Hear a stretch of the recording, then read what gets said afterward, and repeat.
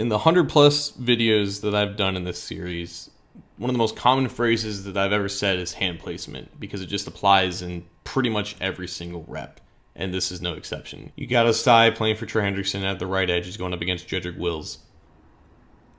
Now, when they're engaging, they both have an understanding that one arm is longer than two. Now, for Wells, his goal is to drive Ossai out of the gap, right? And for Ossai, he's trying to show presence on the edge, set the edge to force D'Onta Foreman back towards the inside here. But Ossai can do more than just show color to the outside. He can also disengage, cross Wills' face, and head back towards the gap where Foreman is running. But he can only do that if he can get off this block. And you can see that Ossai's long arm is under Wills' arm, which allows him to upend Wills, cross face, shed, make the stop in the gap.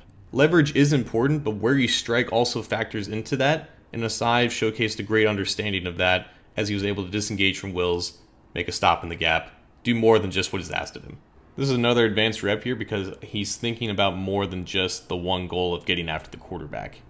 Also, like, how can I disrupt the play, and how can I make it easier for myself even though it looks like I'm doing more work? First step, disrupt the tight end's route. Jam him off the line, disrupt the timing of the play, make sure he doesn't get to his spot as quick as he should. And you can see while doing that, Wells is well out into space. There is like a giant gap in the C gap there between Sheldon Rankins and Joseph Ossai, which means there is a lane to go back to the inside here. Ossai sets him up even more to the outside, and then boom, sticks his foot in the ground, swipes away the hands, gets to Watson, forces a bad throw. It's a multi-layered rush. He disrupted the timing of the tight end. He got Wells well out into space. He created a lane for himself, and he was able to get there in closing time.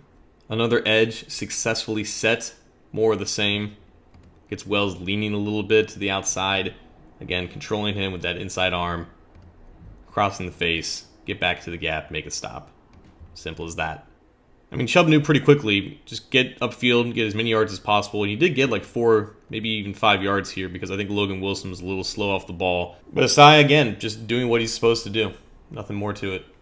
One more play for good measure. Ossai at the left edge against the veteran Jack Conklin. And this rush is just, it's so Trey Hendrickson coded. You can just tell that Trey has been teaching these guys about how to string together moves. Inside stab, outside chop. Clears up a rip move around the edge, somehow ends up to the right of DTR, as I think he just knew that the pocket was collapsing from the outside because he had Trey Hendrickson winning cleanly against the tight end on the other side, which is just malpractice from a Browns perspective. But 1, 2, 3, I just love the stringing together moves there to get a pressure.